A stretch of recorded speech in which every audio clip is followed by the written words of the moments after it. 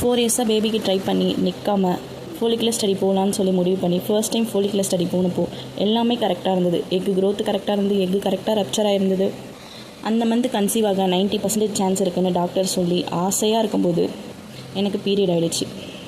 மனதளவில் நான் ரொம்ப நொந்து போய் என்னடா இது வாழ்க்கைன்னு நினச்சி ப்ரெக்னென்சிக்கு ட்ரை பண்ண அந்த ட்ரீட்மெண்ட் எல்லாத்தையுமே விட்டுட்டேன். ஒரு 8 மந்த் கேப் ஆகிடுச்சு. அதுக்கப்புறம் கொஞ்ச நாள் நான் என்னை சுற்றி இருக்கவங்க ஃபுல்லாக இந்த சஷ்டி விரதம் பற்றி பேசுகிறத கேள்விப்பட்டேன். அதுக்கப்புறம் சஷ்டி விரதம்னா என்ன அதை பற்றி ஃபுல்லாக தெரிஞ்சுக்கிட்டு நான் ஒரு 2 டைம்ஸ் ரெகுலராக கும்பிட ஆரம்பித்தேன் சஷ்டி விரதம். அதுக்கப்புறம் நான் என் முருகர் மேலே ரொம்ப அஃபெக்ஷன் ஆகிட்டேன். அது எப்படின்னு எனக்கு சொல்ல தெரியல. சஷ்டி விரதம் இருக்க ஆரம்பித்ததுக்கப்புறம் என்னோடய ஃபுட் ஸ்டைல்லாம் ஃபுல்லாக சேஞ்ச் பண்ணிட்டேன்.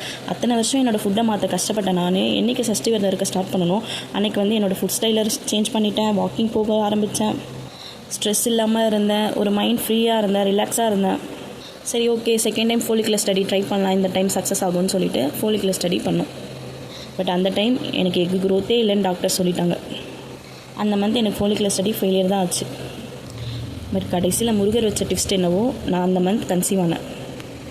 பிசிஓடி ப்ராப்ளம், இர்ரெகுலர் பீரியட் இருந்து ஃபோலிகுலர் ஸ்டடி ஃபெயிலியர் ஆகியுமே நான் அந்த மந்த் கன்சீவ் ஆனேன். எப்படி தெரியுமா? நெக்ஸ்ட் வீடியோவில் சொல்கிறேன் பாருங்கள்.